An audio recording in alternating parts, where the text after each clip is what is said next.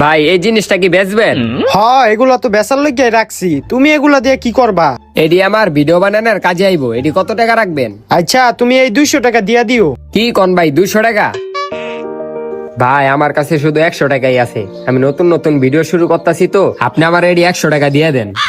আজকাল এই ভিডিও করাটা অনেক ট্রেন্ডিং এ আছে। আচ্ছা, তোমার কত ফলোয়ার আছে?